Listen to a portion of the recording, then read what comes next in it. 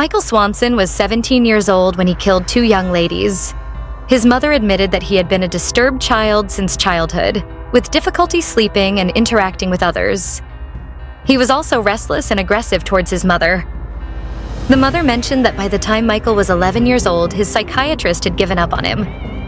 At 17, Michael traveled from Minnesota to Iowa to rob a business.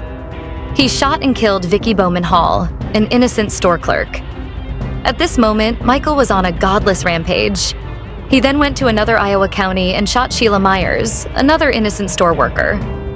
When probed about what happened, Michael laughed and recalled Sheila Myers' half-gasp and half-scream when he fired the trigger, admitting that it made him feel powerful. Michael displayed no remorse during the arrest and trial, nonchalantly responding to the police officer who was part of the team that apprehended him. Michael Swanson was spotted smiling and joking during the sentencing reading, which does not indicate remorse. Cold-blooded murder, young man. And your counsel wants us to believe that you lack the capacity, that you were insane. And I don't buy into that. You are dangerous, you are unpredictable, and there is no place for you in an open, law-abiding society. Prison for the rest of your life is the only alternative, and the court intends to follow through. Michael's perspective suggests that killing someone is like to splashing water on someone into a pool. He meant that people will eventually die, so it doesn't matter if they die at age 80 or 30. He said, "I have always been fascinated by death and violence. And it was something that I wanted to do. Murder, rape, and cannibalism." From what Mr. Swanson told me his perspective was, people are gonna die. What difference does it make whether they die when they're 77 or whether he shoots them? It's just not a big deal. He could not understand why everybody was getting so upset about this whole situation. While in prison, Michael attempted to kill a fellow inmate. Although the inmate lived, he required stitches to repair over 13 lacerations. Michael Swanson was sentenced to another 25 years in jail for the attempted murder. Thomas Michael Lane was responsible for the tragic February 2012 shooting at Chardon High School in Ohio. He was 17 years old when he used a .22 caliber handgun to kill 3 students and hurt several more. Thomas began firing randomly at students in the cafeteria around 7:30 in the morning. He shot 5 male students and 1 girl before attempting to flee. Chardon High School, we had shots fired, gunshots, multiple gunshots. He was pursued and subdued by Frank Hall, a school coach with the assistance of Joseph Ricci, a school teacher. The injured students were swiftly sent to the hospital, but 3 did not survive. Thomas Michael Lane was arrested, his trial was quick, and he was convicted. However, his actions and lack of remorse in court sparked outrage. Thomas posted about killing people on his Facebook page weeks before he murdered his classmates. No location was specified, and no one took the warning seriously. On the day of the murders, he arrived at school wearing a sweatshirt with the word "killer" on it. During his trial, he wore a white shirt with the word "killer" written on it, demonstrating his sadistic sense of humor. He spoke disrespectfully about how he killed his victims, humiliated their families, and gave them the middle finger. Throughout their statements, Lane just smiled, and at one point even raised his middle finger to victims' families. And his statement to the court, just too vulgar to say. He viewed the entire trial as a joke, laughing and criticizing the court. He received 3 life sentences, 1 for each pupil he killed. In September 2014, Thomas and 2 other inmates fled Allen Correctional Institution in Lima, Ohio, where he was serving his term. TJ Lane climbed a prison fence last night with 2 prison inmates.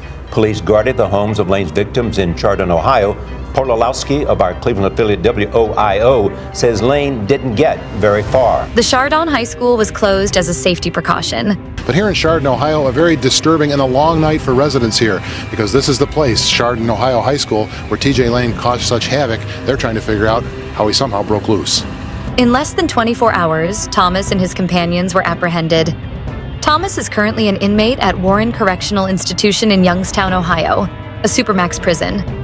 He'll serve the remainder of his sentence in total confinement and isolation. After more than a 6-hour manhunt, police finally captured TJ Lane, the teenager who shot and killed 3 students at Chardon, Ohio High School in 2012. He'll spend the rest of his sentence in extreme confinement and isolation until his name is called to face the justice system's most heinous punishment, judicial execution. He was an innocent child with limitless possibilities ahead of him. However, this boy would grow up to be a brutal killer. Could his brain have provided a roadmap for the illness that would consume him? Tommy Lynn Sells was once a little boy growing up in St. Louis, but around the age of 14, he says he became addicted to killing. How many people have you killed? Lord, I don't know. I don't know. 10? Yeah, 20? probably. 30? It's up there. 50?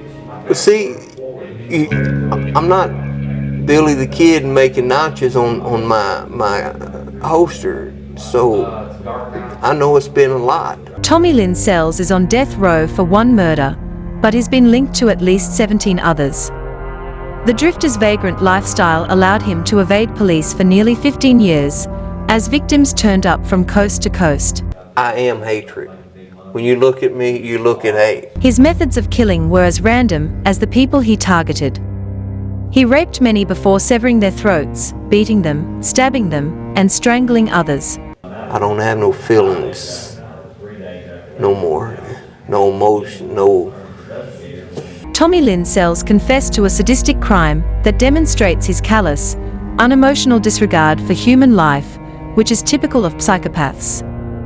A 30-year-old mother, 7.5 months pregnant at home, and her 3-year-old son were both beaten to death. During the beating, Eileen Dardine went into spontaneous labor and gave birth to a daughter, whom investigators believed to be alive at the time. The new baby was also beaten to death, and the body of Eileen Dardine's husband was discovered a day later, shot 3 times in the head.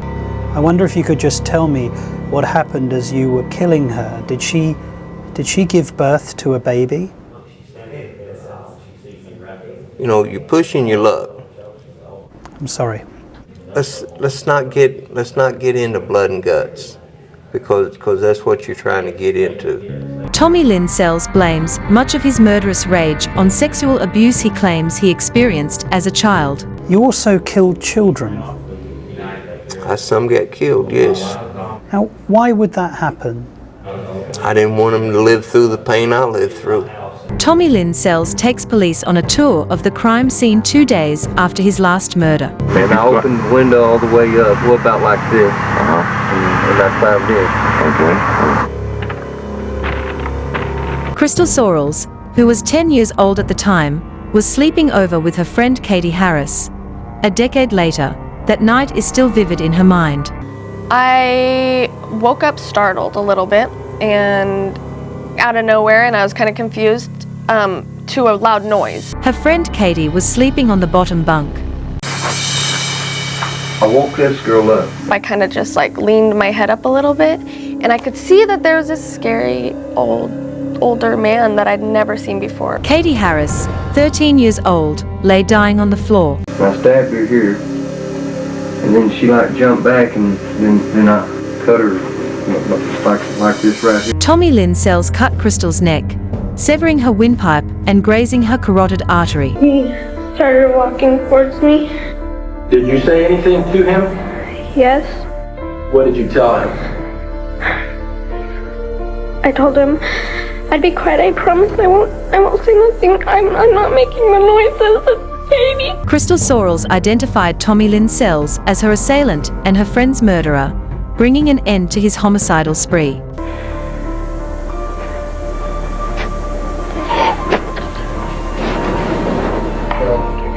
He said, move your hands. And why did he say move your hands? Will you show us how you had your hands? I had them up like this. You tell us why you had your hands up close to your neck? Because I saw what he did to Katie and I was scared he was going to do it to me. He reached over the ledge and took my throat. I just laid there and pretended I was dead. Tell us why you did that. Because if he knew I was alive, he would have came back and killed me for sure. Armed robbery. Count 3, conspiracy to commit armed robbery. Count 6, the felony firearm. And an added count 7, murder in the second degree under Pact Code 750.317. That is a felony punishable by life or any term of years. When it comes to shocking reactions to life sentences for teenage killers, few come close to the chilling smiles and unconcerned demeanor of 18-year-old Dante Wright, who was appearing in Washtenaw County Trial Court in Ann Arbor, Michigan, for the heinous murder of 18-year-old high school student Jordan Clay. Jordan Clay was a senior at Pioneer High School and one of the school's top football players. He hoped to attend college at Michigan University and play football there.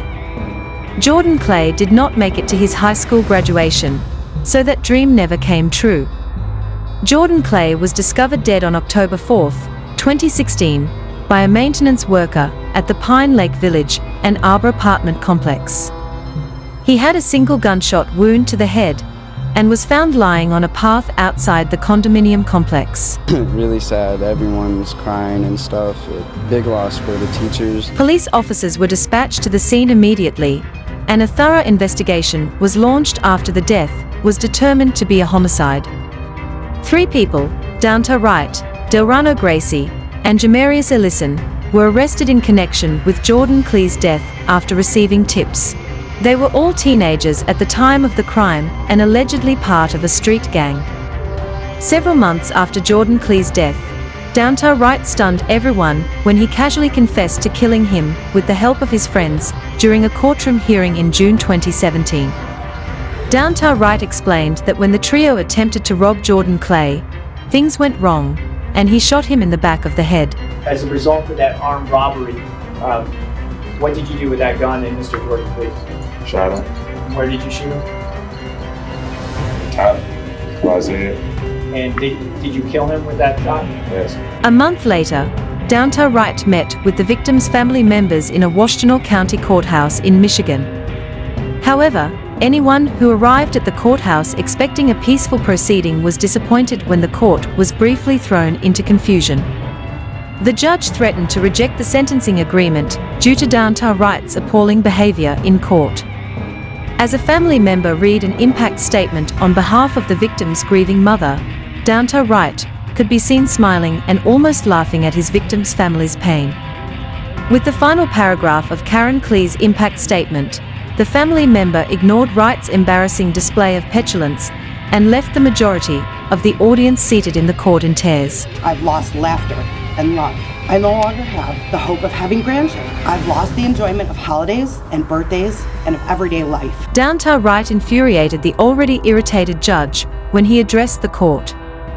Instead of apologizing to his victim's family, the killer teenager chose to shout out to his own. I'll be home soon. R.I.P. Keon. I love my family. At this point, Judge David Swartz had it with Dante Wright's attitude and asked the prosecutors if the sentencing agreement was too lenient. But watching you sit there, smile and laugh and shake your head like this was no big deal, I'm very tempted to just say I'm not going to accept this sentence agreement. We'll go to trial, and if you're convicted of felony murder, you'll go to prison for the rest of your life. That means you'll die there. The court then took a brief recess to allow the prosecution to consider whether to take the case to trial, as the judge had suggested.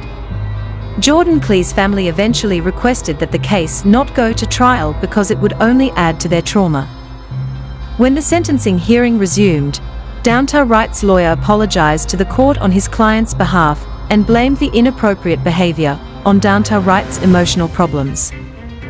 Judge David Swartz then sentenced Dante Wright to 23 to 50 years in prison for the murder of Jordan Clay. Given how bleak the prison experience is, hopefully Dante Wright has kept a smile on his face the entire time.